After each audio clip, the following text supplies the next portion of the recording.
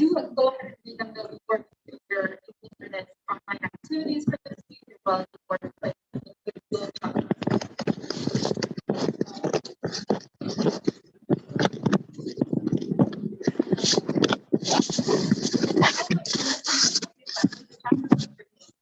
Accessible. Sometimes I was a little more dense.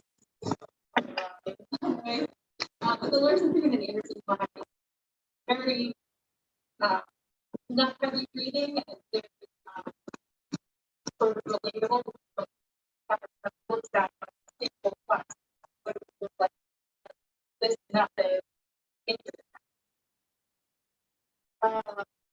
So in terms of looking at the two methods, the grammar translation method and the direct method, sort of historic. The grammar translation method really has been around since sort of time immemorial. One of the oldest approaches that has ever been used. But it was kind of modified as the front method, and it was one that was really sort of described and put down on paper. I love that. As a sort of specific. And the emphasis in the grammar translation method was really on reading and appreciating foreign language literature, like literature with a capital, especially in classical languages like Latin and Latin. So the idea was that the purpose of learning this language was so that you could read these classical and important texts in the original language. And the thinking was that by learning the grammar of that target language, especially Latin or Greek or one of these classical languages, and by studying that language almost for the purpose of studying the language, not so much to communicate and use the language, but to understand its grammar and structure, that would make you actually better at the grammar and the structures of your own first language. As a result, so me as a native English speaker studying ancient Latin and how it works the thinking went that would actually make me better at grammar in English and using my own language with more facility. The direct method was then developed kind of as a reaction against the grammar translation method. There was a sense that it's a waste to study a language for the purpose of knowing how the language works if we can't use that language to communicate. The direct method, also sometimes known as the Berlitz method, and it started to develop in and around the 1880s.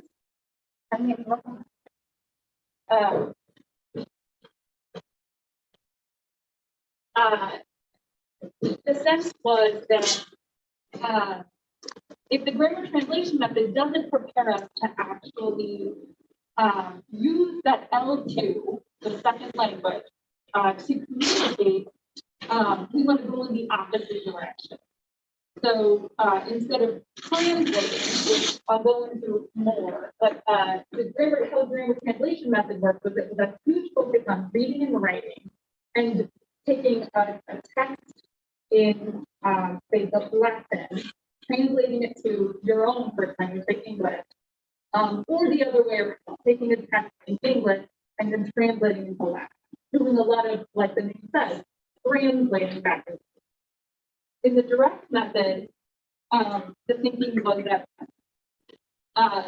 translation shouldn't be the goal. It should be just to use the language to communicate. And so rather than using the first language at all, we will set the first language aside and help students to learn in and use that second language, the target language, direct without doing translation back and forth. And although the direct method developed kind of in reaction against the grammar translation method, they actually maintained quite a few similarities.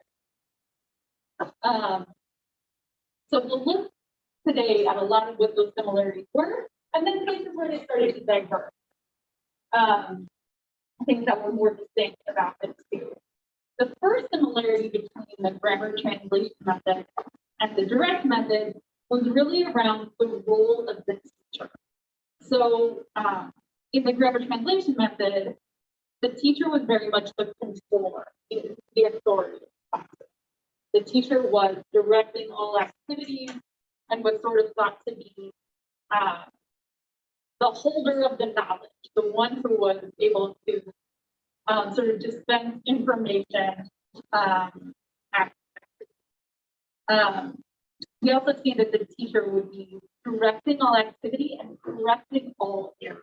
That was really important in the grammar translation. That errors wouldn't be tolerated, that they needed to be corrected immediately so that students can correctly learn the grammar and how to translate back and forth from the first language to the second or the other way. Also, most of the sort of communication and activity in the classroom would be going one direction, from the teachers to the. So right now, I'm lecturing at you. You're listening. There's not a lot of communication happening. That's very much how grammar translation thought of the role of the teacher. In the direct method, there were some pieces of that were very similar. So we still saw the teacher as very much the controller and the authority in the classroom, the person who was sort of directing activity, but a little bit differently in direct method. Students and teachers would interact with each other. So students could be sort of agents and initiators of activity as well as communication with their teachers.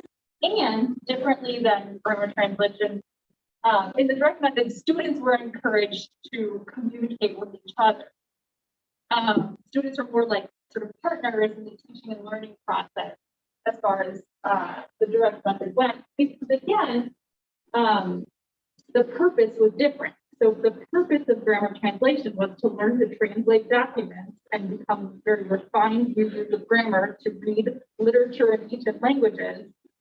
There's really not a lot of need for student-to-student interaction if that's your goal. But in the direct method, the goal is to have communication be possible in the second language.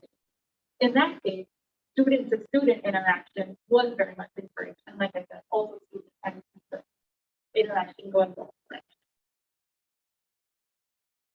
Another sort of similarity or areas of similarity between grammar translation and direct method were around the issues of accuracy and fluency. So language teaching methods really tend to vary in terms of their emphasis on one or the other of these things. Who knows what I might mean when I say accuracy and fluency when we're thinking about learning a language? What are those two words maybe? It doesn't have to be in the chapter, just what ideas come to your mind. Think of the word accuracy or the word fluency when we're talking about learning. Go ahead, Mandy. By being correct instead of being that was completely. So say a little bit more about what you mean. So in some cases, when I was younger, one of my teachers was more worried about us knowing what the words meant rather than how they're pronounced. Because what you used to say is, as you guys are learning the language, your pronunciation will improve. For now, since you're still learning the language, I'd rather know what the words mean. And as you keep learning the language, that pronunciation will get better and better and better. Mm-hmm. So this teacher was more focused on, it's more important that you understand meaning when you communicate meaning than that you perfectly pronounce every word. So more important is meaning, less important is total accuracy pronunciation. That will come as you go, right? Great, that's a good place to start. Other thoughts on what maybe we mean by the word accuracy or fluency when we think about learning a language?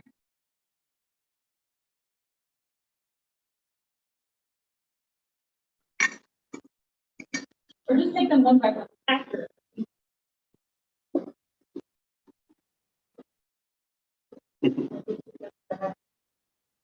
Correct, Nick. Okay, go ahead, Vishal.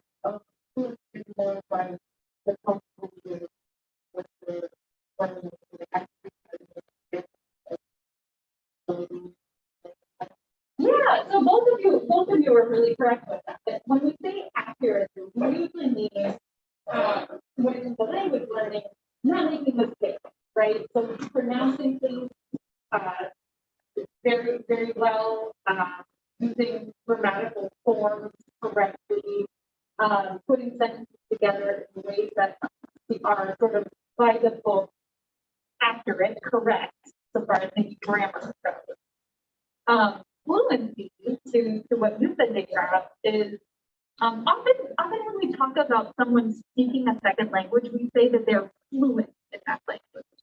When we say that, what we usually mean is they're quite proficient, that they have a high level of ability to use that language. But more technically in the field of linguistics, when we talk about the word fluency, what we mean is that they speak with a natural sort of pace without a lot of pausing and stopping and searching for words, that you're comfortable using the language kind of in real time, even if there are mistakes, even if you're speaking not especially accurately. Having a lot of fluency means you're confident, you're speaking at a sort of normal pace and not slowly and haltingly and with a lot of unnatural pauses. That's fluent when you can speak sort of at a natural.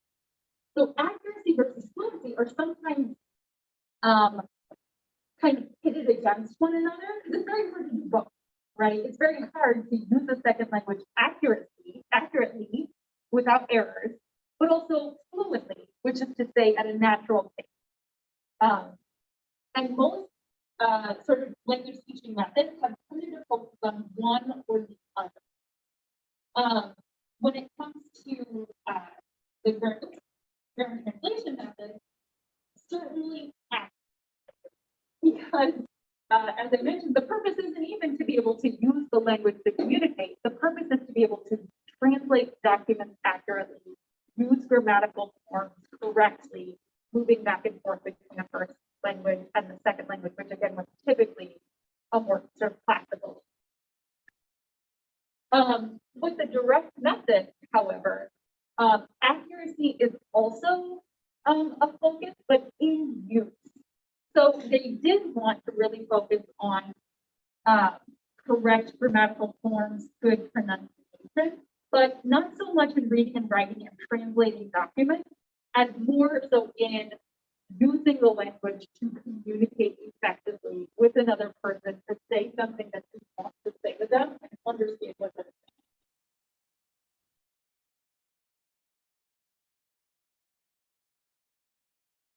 So the methods focus both on accuracy. We start to see more differences between those two methods when we look at how those errors are then corrected. So how do we deal with sort of that focus on accuracy? How does it play out? In grammar translation method, it would be typical for the teacher to sort of supply correction, or sometimes to call in another student to give a correction. So again, this idea that the teacher is the authority, the teacher holds all the sort of knowledge of this language and would either supply the correction, again, usually it would be in a writing situation, or sometimes calling in another student asking them to give correction. In the direct method, there would be more of a desire for students to find ways to self-correct when they make an error. Can you imagine what that might look like? A teacher sort of helping the student to self-correct when they make an error.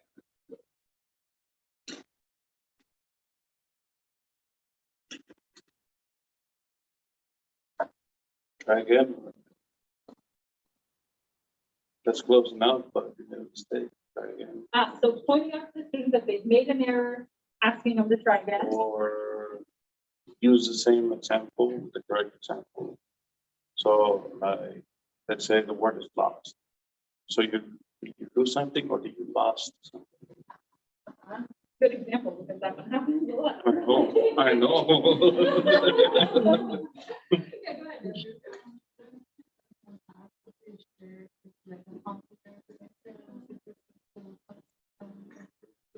Yeah.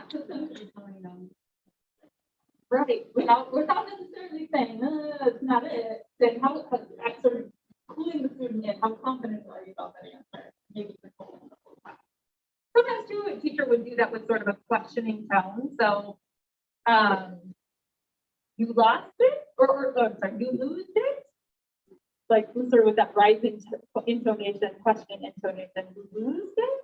To see, will my doing this as a question trigger for them a reevaluation, and can they correct for themselves? If not, usually then we would also supply the correction, or maybe call another student. But the thinking in the direct method was that by encouraging students to self-correct, it was more facilitative of their learning if they can figure out the correct form for themselves rather than it being supplied by the teacher, that they would be able to internalize the correct content.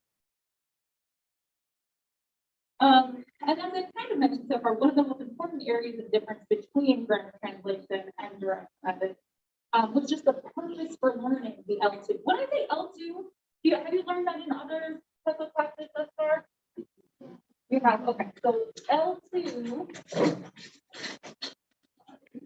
Well, they got rid of the chalkboard. There was chalk, wasn't there? You're right, I kind of like it better. L2, that's the second language, or sometimes we might say the target language, because it's the language that we are targeting, that we're trying to learn. Usually you'll even see L2 when it's a student's, say, third or fourth language. It's sort of a catch-all, meaning the target language. So sometimes L2 is target language, sometimes you'll even see TL, so target language, whereas L1 is first language. And these terms, or these abbreviations, you'll see those a lot in TESL or linguistic classes. Sometimes it's a little misleading because, as we know, there's a lot of people in the world who didn't sort of learn languages sequentially. So there's a lot of people who've grown up with multiple languages from, very early on in their life.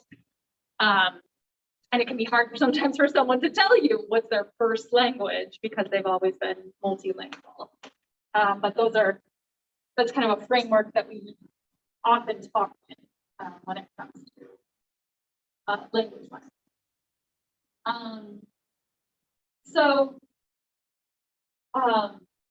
Some of these main purposes, the reason that someone would be studying the L2 in grammar translation method would be to read literature, capital L, right? So being able to read some of the classic pieces of Western lit in their original history or Latin and other such languages. Bidirectional translation, so being able to translate documents from a first language to a second language or the other way around. Doing this as an intellectual exercise, an important kind of activity for building one's sort of cognitive ability. The primary skills then that are worked on would typically be reading and writing. Listening and speaking would not be important because, again, many of these sort of languages that would be the focus of grammar translations are not even spoken today by any people from ancient Greek, Latin, or these are sort of dead languages. Learning to speak them or understand them spoken isn't an important part of this whole method. And for that reason, communication is not important. But the idea was that it's sort of mental exercise. It's good for your intellect to be able to learn.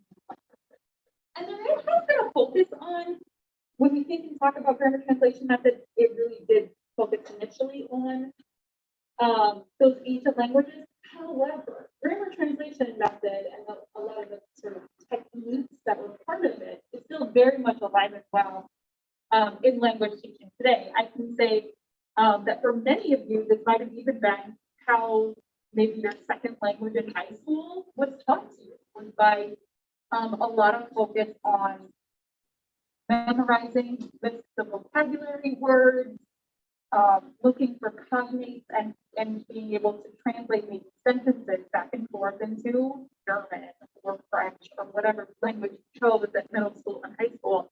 A lot of the kinds of techniques that you would have done in those classrooms was very much based, like sort of taking a page out of grammar translation. Not all of us, but for many that has it. And in many contexts of teaching English as a foreign language abroad, grammar translation is what you will find in many parts of the world. Why do you think that might be? Why does this sort of seem like a dominant method that we've seen for a long time and that still persists today?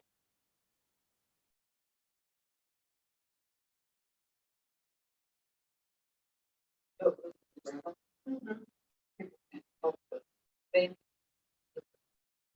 First language. First language. So it really capitalizes on you have a first language, and so It's not. It's right. So even whenever you're first introduced to a new language, your brain is automatically translating into a second language. It's not going to sort of take this language directly necessarily. It's going to start translating. What are some other reasons why grammar translation or some of its techniques might continue to be used around the world today?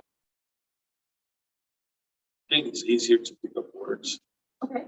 So, from translating rather than it starts with a word. So like once you start picking up the vocabulary, once you start to understand the rules of the grammar and everything, sentence structures and everything like that, then those little words start making more sense. And then they start making sentences, paragraphs, so on and so forth.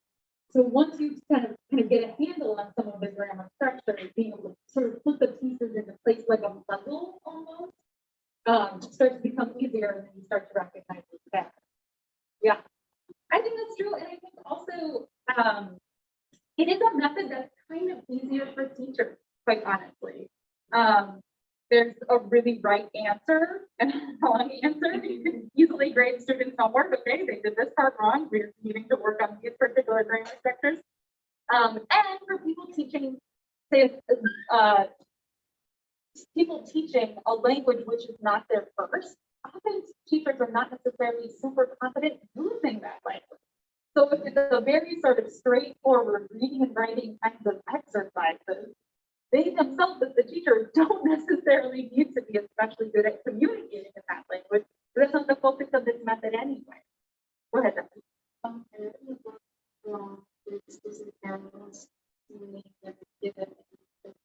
Direct method.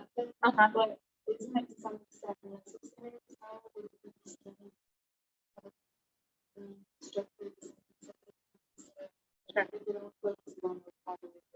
yeah, well, that's a great segue. In the direct method, the focus is very much more so on they will do reading and writing, but the primary skills are going to be listening and speaking.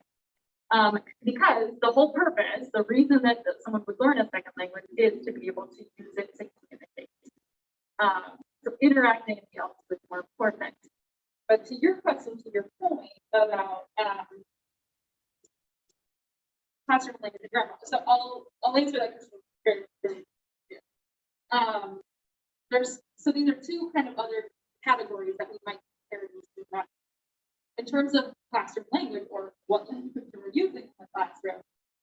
In grammar translation methods, the L1 is very much going to be dominant. So we're using English while we're trying to learn about, say, Spanish or French or any other.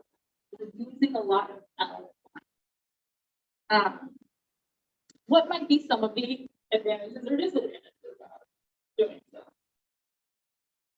For someone who's tried to learn the languages before, my own language getting annoying. So a disadvantage would be your first language getting wet. What do you mean by that? Like when I was learning when sentence structure is different, it didn't have the right brains and it's very hard to feel natural. So I was constantly like when I started to learn really as it was intended, that was So your sort of adherence is to kind of fit it into your categories of English sentence structure or constantly sort of leading you in the wrong direction. Yeah, it doesn't sound right like that. So, but once you were able to sort of set it aside and take German on its own terms, then it got easier. But how did you make the switch? Another German speaker told me to do that. Okay. Like just stop expecting it to be English. It's not. Basically, she said, stop trying, she's like, yes, English is based in German, but stop trying to make German. And she was like, I can't remember exactly. She would say them literally, this. You're translating this, and it's never. And she's like, I communicate. So I basically had to go almost like emerging. But it's time to learn the rules, well, speak the part, but then learn the rules of the second structure, and I knew, oh, I'm speaking wrong. I'm speaking like that. So then my direct has not repeated any of that, but they don't have it in here. Like that's how I was able to break that. If I was to, Sure. So you're going I would say that this method, this second language,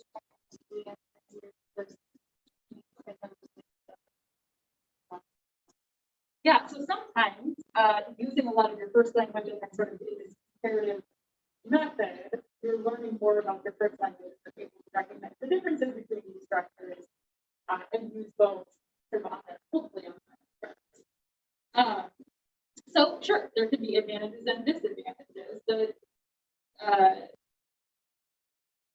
if with the direct method, L2 only in the classroom. So there's no space for this first language at all. Very much from a sort of perspective of wanting to get English out of the way or get the first language out of the way so that we can take the second language kind of on its own terms. The thinking was that you utilize a lot of images, a lot of sort of physical demonstration, and a lot of starting with very simple language and building up from there, but trying to help students to actually think in the second language and understand meaning in the second language from the very beginning without using the first language as an intermediary. What would be some advantages or disadvantages of going that direction? You'll want to talk with it. How do you start with the direct method? Like, it is like something based off. When I have to teach English, when you go to France, I had to translate a lot for them to understand. So how is it? How do you do it? And then, Well, so I would answer that with a question, which is what happens then if you then goes kindergartners from a variety of language backgrounds which you don't know, right? How would you start then? No, the real question. How do you think you might start? yes, I'm speaking that. And the target language using a lot of different aids, but it's just like, I know eventually it would stick. I mean, the beginning was really frustrating for the German students, but it's just this time. But You would start very, very simple. So you would start with single words and like bottle, bottle, bottle, ball, ball, ball. Very few words to begin, and a lot of what we call realia, of real life objects to help students understand. In the absence of realia, a lot of images, a lot of pictures, a lot of demonstration. I am walking, walking, walking. I am walking. And a lot of repeating these kinds of things as simply as possible, building from very small, again, single words or very, very simple sentences. I walk, walk, walk. This kind of thing to communicate meaning directly through actions and images and realia. So that students, again, from even a variety of language backgrounds that you don't know, start to incorporate using directly, again, direct methods directly without an intermediary of the person. But what might be some other advantages or disadvantages?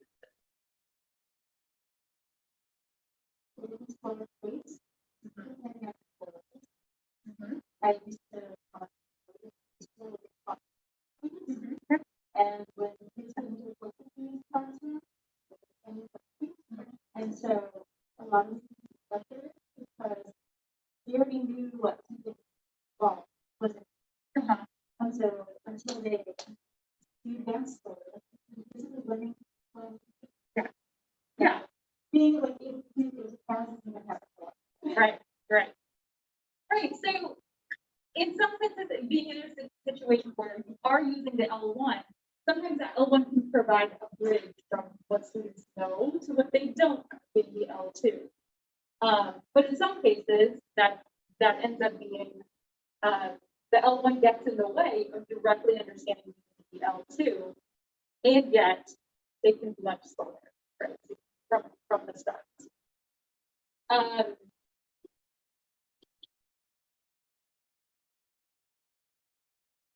Another big difference, and this is not going to be your question directly about grammar, in the grammar translation method, grammar was really a focus. So rules were taught very explicitly.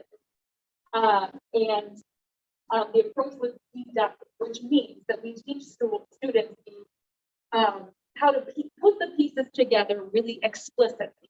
So, for example, if we're teaching, say, how to form this simple past tense in English, we would teach students about a base verb,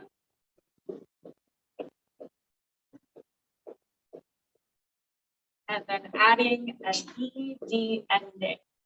And then we would probably give them some examples, and then we would ask them to do exercise where they apply the rule.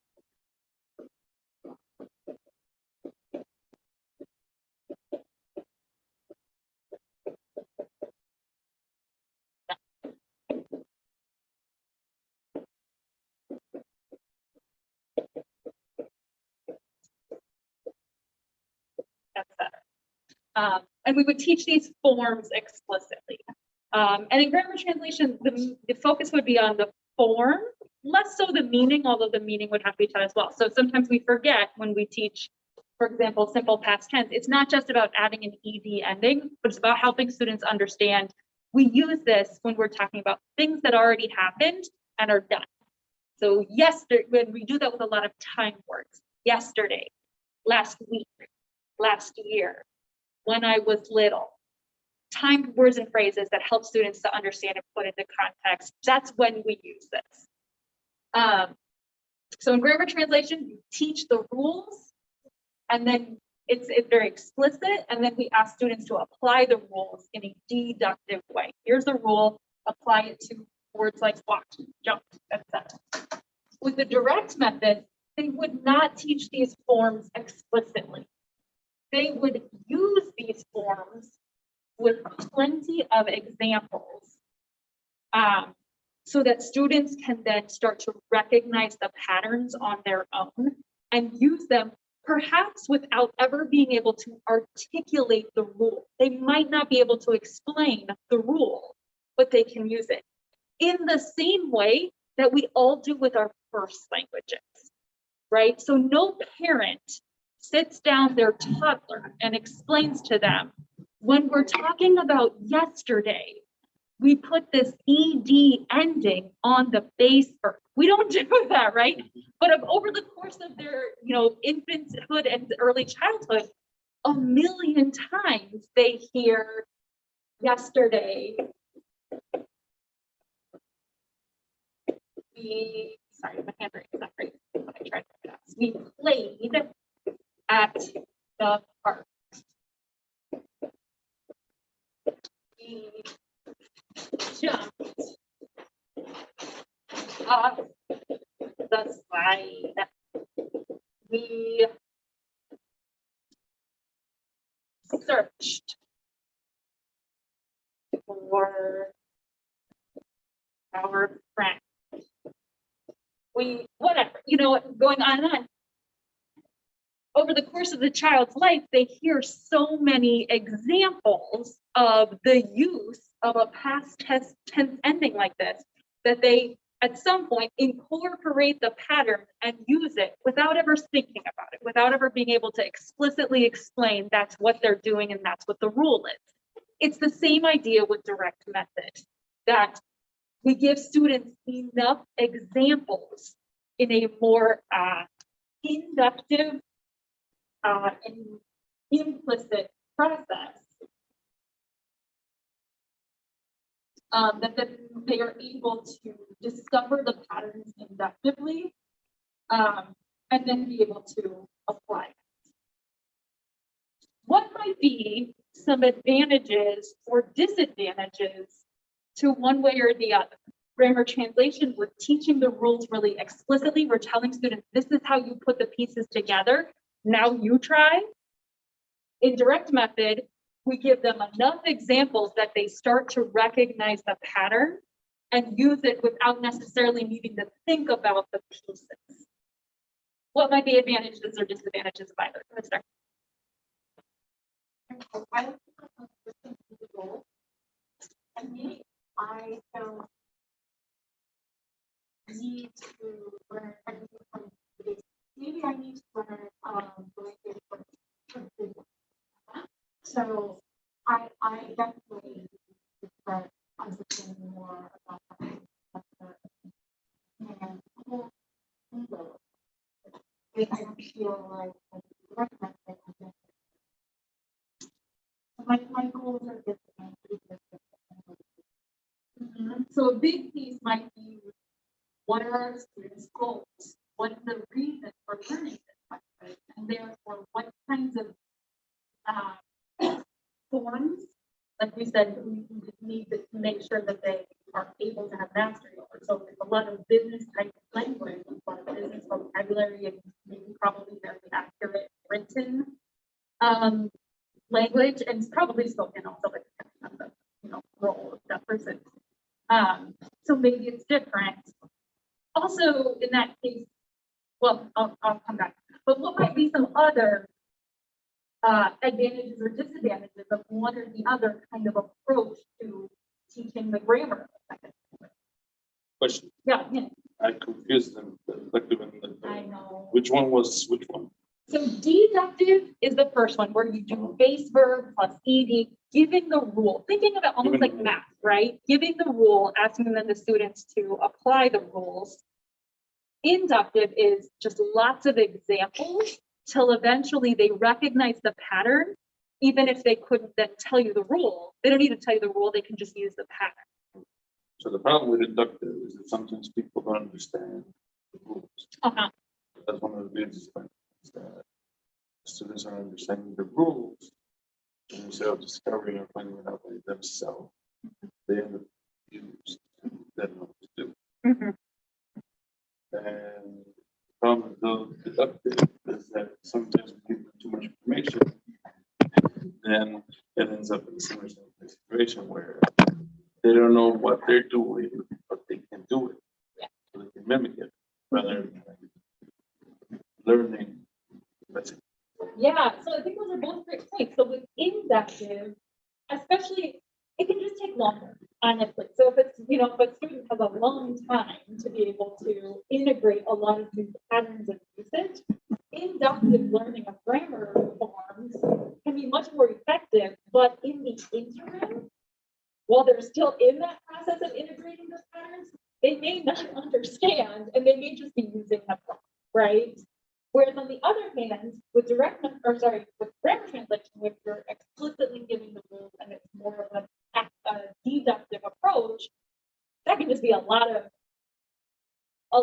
to throw at students, of like learning a lot of new rules before they're fully able to accurately apply them. We're often then moving on to the next rule, right? So it can be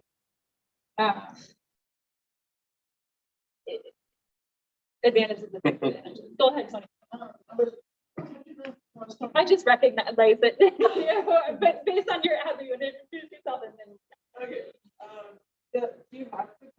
the other? Good question. Because What I do you was thinking if your students have absolutely no English or, no English, Mhm. like you're in China. Mhm. Wouldn't you start doing direct method first? And Mhm. that's kind of like when I started school. Mhm. I didn't know I was learning English as I was talking to my classmates. Mhm. And it wasn't until I was like, first, second, third, whatever, that I started learning the rules. Yeah. If I started learning the rules first, I don't know how I would have picked it up as fast. I think that that's a great point. I think, so it doesn't necessarily have to be One or the other. only one or the other, but that there's maybe some advantages, like you said, to just starting with direct method. And then as a student has some command over a certain amount of vocabulary and some very basic structures, helping them to hone in by pointing out explicitly a rule, a form here. Like, so I hear you can say yesterday we play at the park, we jump off the slide. But when we're talking about something that happened before and it's over, we change that word by saying d at the end. So yesterday we played at the park. We jumped off the slide, etc. So giving them a rule at a certain point, once they maybe have more directly been able to inductively discover a lot of other sort of the building blocks, that may be an important way to meet in the middle. So what if the students keep using the ED all the time? Right, and when we're not talking about the past? Yes. Yeah, so sometimes that does happen. That's called, there's another word for it, but basically over applying the rule. That happens frequently. So they get really into, oh, I learned this thing, you put this thing on the end of the verb.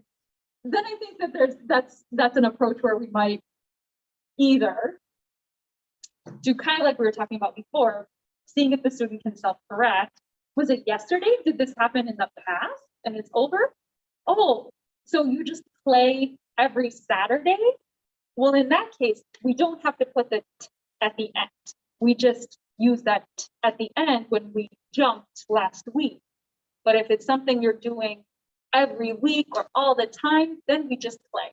Then we just jump, something like this.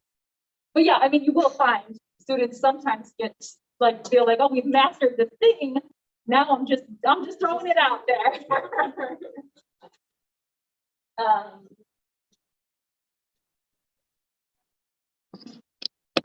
So, how other areas of comparison? In grammar translation, there would be a lot of memorizing them, or really loosely speaking the rules, memorizing them, and then applying.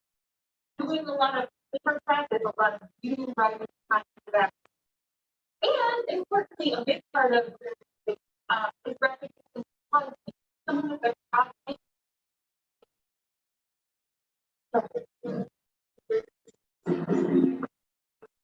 yeah. So can you give an example of maybe if I can go and take a look at it?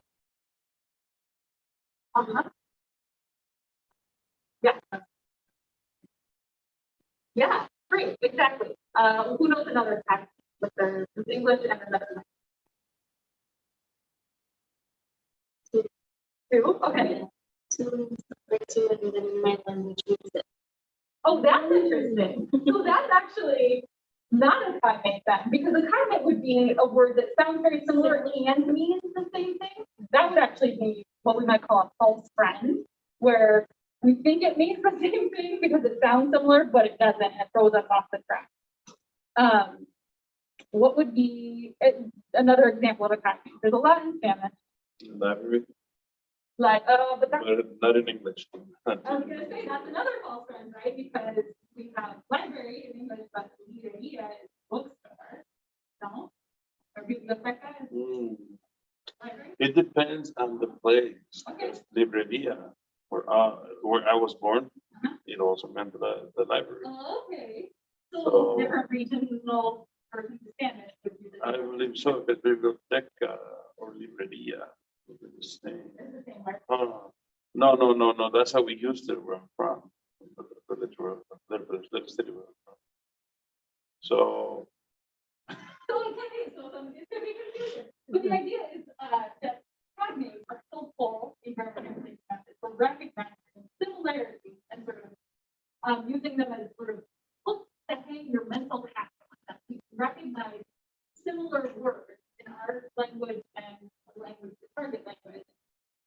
and utilize them, in doing this sort of translation. And some, depending on how much the language is related, you'll find more and more fewer. Yeah. The direct method, much different from grammar translation. Again, because the goal is actually using the language to communicate, the focus would be on using language in a lot of everyday situations. So a lot of oral and oral or listening practice, so speaking and listening. Also some reading and writing, but those still being less important than reading or than listening and speaking. And why? So in direct method, there is no focus on cognition. Why would that be?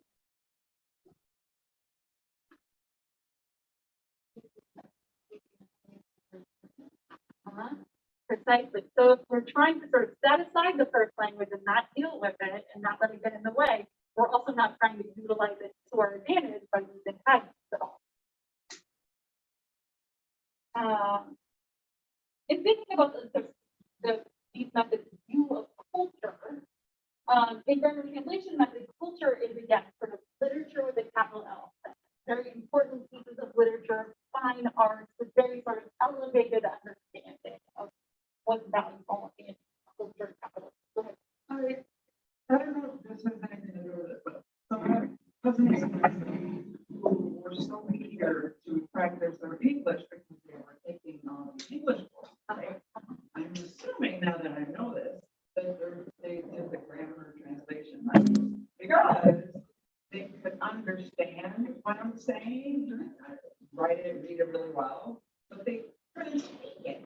Oh, that's what we want. I'm like, how can you not? And then when I spoke it, it didn't make sense to them because I didn't speak it with my grammar in mind. So to them writing it and what was I saying, it didn't match up. Yeah. I'm like, well, you don't talk how you write it. Right. So I am assuming that's what the disconnect was between my English and their English. Yeah. Is that I didn't, they were learning only the grammar. Yeah. The grammar part, not the. Yeah, and all of what you said is probably true. They likely were doing a lot of grammar translation, especially if they are skilled or strong in reading and writing. The fact that they could understand verbal English, that piece is a little bit surprising coming from grammar translation because there wouldn't be as much of an emphasis on actually like listening skills and understanding spoken English. But you're exactly right when you say that students who have done a lot of focus on reading and writing will be good at those things. And if they haven't had much opportunity to actually use English to communicate about everyday situations, then they're not going to be able to do that in an everyday situation, right? So you're sort of able to do what you were trying to do. I learned Spanish through sort of middle school, high school, and university, and I'm quite good at reading Spanish. Usually receptive skills, so reading and then listening, tend to be easier for most second language learners than productive skills. Speaking and writing tend to be harder because you learn to do sort of one before the other. Also with our first languages, we learn to listen before we can speak. We have to learn to hear sounds before we can make those sounds, etc. In our first language, we usually learn to read before we write. And it's the same with the second language, but my skills probably in reading, writing, listening, and speaking in my second language kind of go in that same pattern. I can read well, I can kind of listen okay, my writing okay, speaking I'm much more hesitant. Part of it though for me also was just getting over we'll talk about this a lot in this semester as well, the affective or sort of emotional pieces of it where some students just have a lot more hesitation around using a language poorly. There's a sense that if I'm not going to do this perfectly, I'm not going to try. And so if I think I'll sound silly or if I think I'll make mistakes, I'm not going to put myself out there and take that risk. But actually the students who are willing to can get over that or didn't have it in the first place are the most effective language learners by taking those risks, by making the mistakes, by recognizing recognizing what feedback they're getting from the person they're trying to communicate with, that's where the most effective language work happens. So yeah, probably your family members have learned the English in a particular way, maybe even an especially academic way, but then when they're just talking with their cousins, much harder. It's just a different thing that they have to do. It's almost like they haven't taken any. Go ahead, Manny. Back to the example given, I have two examples. My cousin, he's a laser engineer, and he speaks English, but business English. So he's able to communicate to the business sides, but if you try to have a normal conversation with him in English, he doesn't know what was going on. Very smart person. My friends, the ones that still live in Mexico, when I visit them, they learn academic English. So they tried to speak English to me, and it was like the example that was given. I couldn't try to make up what they were trying to say. Like, rather than having a flow conversation, it goes back to the script conversation, like the question and the answers. But when I asked something that was out of their script, they would be like, well, hold on. Can you say it in Spanish real quick? And it's really fascinating that, and I forgot what class it was, but they were talking about that, the business English, academic English, or even tourist English or something like that. Yes, a portion of English to get through that phase that they need to. And I think, again, it kind of comes back to like our purposes of our learning. So your family members had the specific reason that they were studying English for business purposes or academic purposes, which won't necessarily prepare them for using the language to use other sort of situations or capacities. You kind of always have to have in mind what are these goals or purposes, and then what might even be things that they'll need to do in this language that they don't recognize as a goal or purpose. Just to finish this out, different from grammar translation in the direct method, culture was very much viewed as just the daily life of people, because again, the goal of this method is to be able to communicate in real life with just other humans using that language. So not necessarily just focus on poetry and fine art and sort of the high culture of that target language, but just the everyday life of people.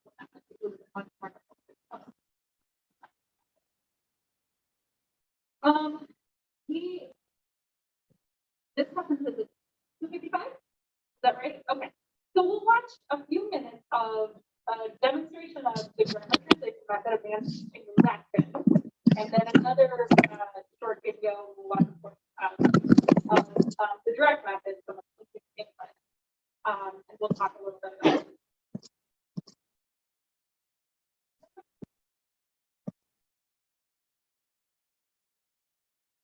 This is going to be our first actual lesson. It's going to be a bit different to the usual Latin lesson that you expect to find nowadays, because we're going to be using a method developed by this gentleman, if you can see him there, John Amos Comenius. Now, if you Google for John Amos Comenius, Comenius, you will find an enormous amount about him. He pretty much single-handedly developed the modern education system. Comenius was a philosopher, and uniquely a philosopher of education. He wrote exclusively about education.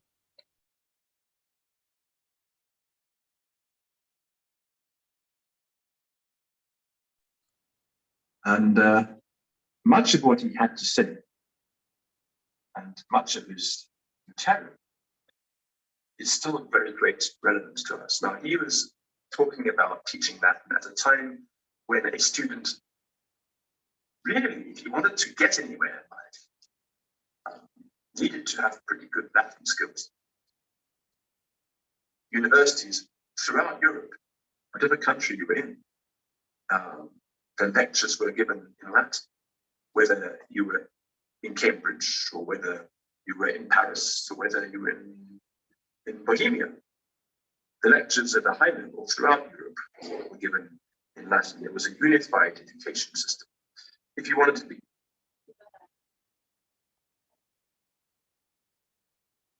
hanging around on the porch for a while before we even get to knocking on the door. Little article 8 also points out the accusative case in Hebrew. So that's quite an easy transposition. Venite, puri, discite latinam linguam, pulcram et elegante. Pulcram, beautiful, et elegante, and elegant. Comprehendite, comprehendite, once again an imperative, a command in the plural. Comprehendite, all of you, you all, understand it. Comprehendite. Pro. What do we mean? Comprehend. Comprehend. Why? What do you mean that? I couldn't, It's one of these cognates, right? It's kept emphasizing that, trying to draw, help us make that connection. I couldn't understand this. Yeah, right? There's tons of cognates. Nuestro captu. Now you'll notice something that's happening there with my pronunciation. I extended the sounds of the O's on the end of these words. Pro, vuestro, captu. According to your capacity. And we'll find out a bit later on exactly grammatically what's going on there. Et varias res, and various things. Et varias res. This word res, thing, you are familiar with because when you write a letter in English at the very top, it says re, R-E, re. About the thing. It is the ablative case of the word res, thing. So re, about the thing. So you have a letter, and you've been using Latin most of your life for reading letters that start with re at the top of the letter, about the thing. So et varias res, and various things. Sapientiae. I think that's actually been enough. What do you know about this one?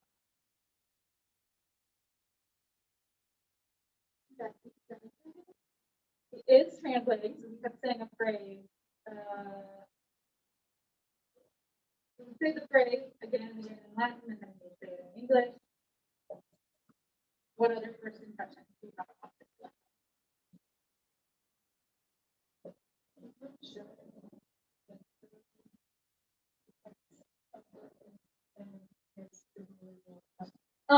And this is probably actually unusual when it comes to grammar translation because we would expect a lot more written translation. It's mostly kind of complicated.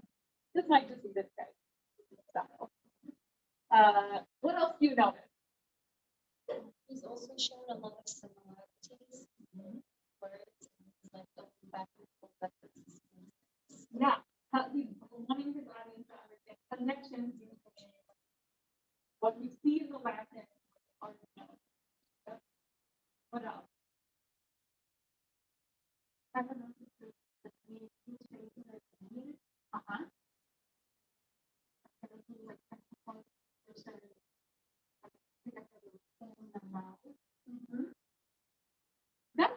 That's maybe more this guy's style so much, maybe different than other. In grammar translations, there wouldn't be a lot of emphasis on pronunciation, although he's been pretty into it, okay? There would be, again, because actually speaking Latin would not be especially important for us as this audience. Reading and writing is more important. But this guy, you're right, using a lot of expressive facial expressions or almost exaggerated. What language do you hear him speaking for the most part? Yeah, a lot of English, right? He's almost exclusively speaking in English, except for small phrases that he's trying to kind of break down for us and help us to translate that to people. And that would be very characteristic of grammar translation. A lot of use of language. Okay, so let's compare that then to an example of the direct method.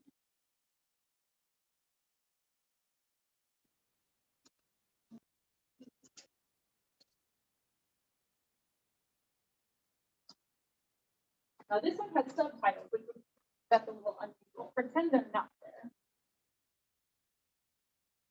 Hello, students. My name is Molly Stone. Molly Stone. My name is Molly Stone. This is my first name. This is my last name. Now, here's the question. What is your name? What is your name? My name is Molly Stone. My name is Molly Stone. Okay, let's practice. What is your name? My name is Lisa Roberts. What is your name? My name is Ali Aksoy. What is your name? My name is Marty Pierre. Okay, now, this is my first name. New question. What is your first name? What is your first name? New answer. My first name is Molly. My first name is Molly. Okay, let's practice. What is your first name? My first name is Lisa. What is your first name? My first name is Ali. What is your first name? My first name is Mary. Okay, now, this is my last name. New question. What is your last name? What is your last name? My last name is Stone. My last name is Stone. Okay. What is your last? What do you know about this lesson?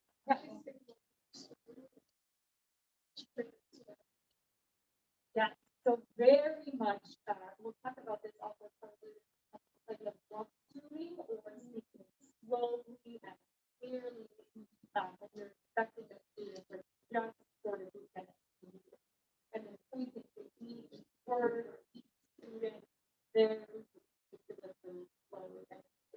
Yeah, great. What else do you know? She only focused on the target language, and she did not translate. She only focused on English. We don't have any idea what the first language of those three students is, right? Probably different languages. Right. What else? Repetition Right. to make sure that they understand, like to connect the words. So helping them eventually, she didn't exactly give a rule, right? She gave her a sentence, right, or an example and said, what is your name? And then later switched it out for first name, last name. But again, using the same structure with multiple examples, she never said, this is how we form a question. We use a WH question word followed by a helping verb, followed by, she doesn't put those rules out there. She just uses multiple questions and then the sentence frame for how to answer the question. And the idea is that over time, they will learn how to form questions and answer questions because they've seen them practice. The first method has to do with the teacher when they say like, I,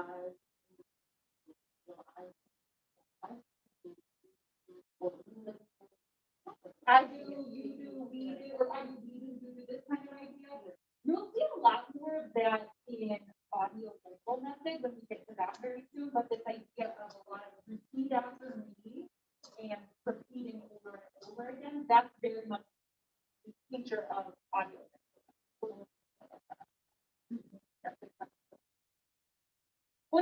notice about this? Yeah, but I don't know, so when they started, they all these things. only the target language. So if you're trying to teach students English, yes, only English. You never goes to any of them and reverts to their first language or gives them a word in the first language. All English. Trying to get the first language out of the way. Now this is unusual. I don't know whoever made this together and decided to subtitle it in another language, which is kind of defeats the purpose actually of the direct method. Because direct method would say, we want to get this out of the way and just listen and start to recognize patterns and be able to use it. So basically, you have those captions on, YouTube does it automatically. Maybe that, Press C and the keyboard should say. right, but like, that's not my setting because I wouldn't have it. I don't know what script that is, but. So, okay, so having considered some of the similarities and differences of these two methods, today, you might be thinking to yourself that you like one more than the other, or you might be thinking that you see some value in some pieces of one or the other. Hold on to those ideas as we, these are just the first two methods that we're going to be looking at. We'll look at several over the course of this semester, but hold on to those ideas as you're thinking, well, I can see that there's some value in using some cognates, for example. I can see there's value in teaching the rule or not teaching the rule. Hang on to those ideas because as we talked a little bit about last week, and it's in the first chapter of Dr. Henderson, she talked about this idea of playing the believing game, or rather than doubting that anything we'll see in these kind of more outdated methods is valuable, instead saying there could be a nugget that's helpful to me. And as I start to think about teaching English to my current or future students, there may be pieces that I can incorporate into my own sort of eclectic style that I will be sort of using as I go forward. We have just a couple minutes left. Any sort of last thoughts on one or the other methods being better than the other, or something that you think, like, actually, I can see some value in this one or that? I think a combination of both. Okay, say a little bit more. It's like the whole class, we were talking about how everything has an advantage and disadvantage. I believe that both of them have advantages, and if they're combined, rather than rely on a single one of them, we could get more done. I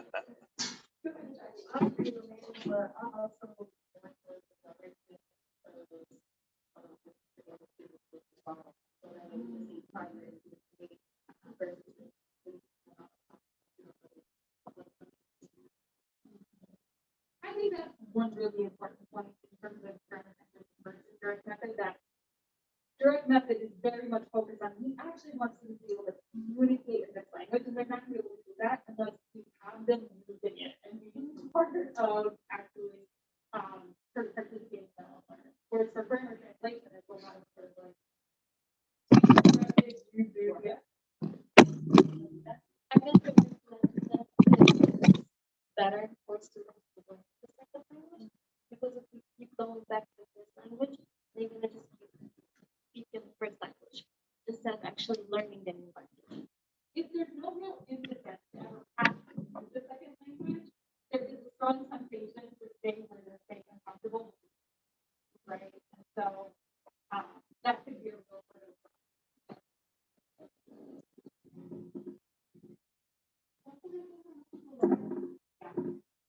Say a little more to me. I was thinking about much better than that.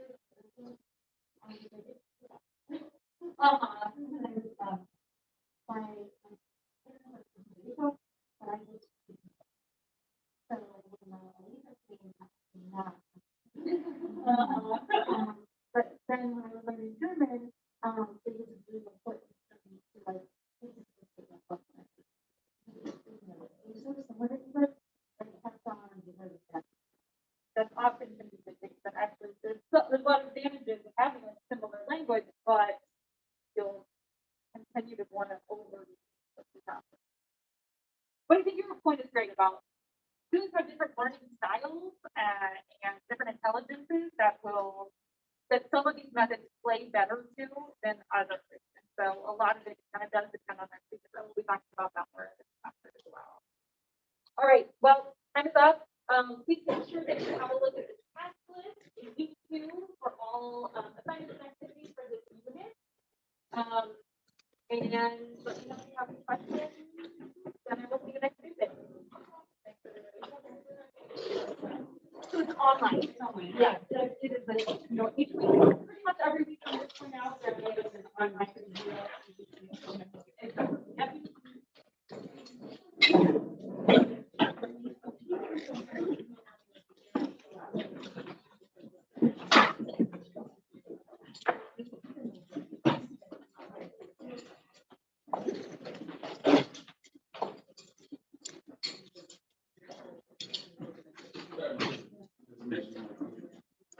Down to the basement? Oh. No. I work.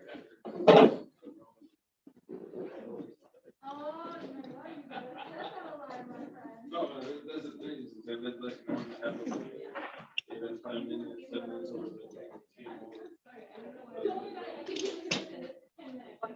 I will, if, same thing, like, if I'm running really late.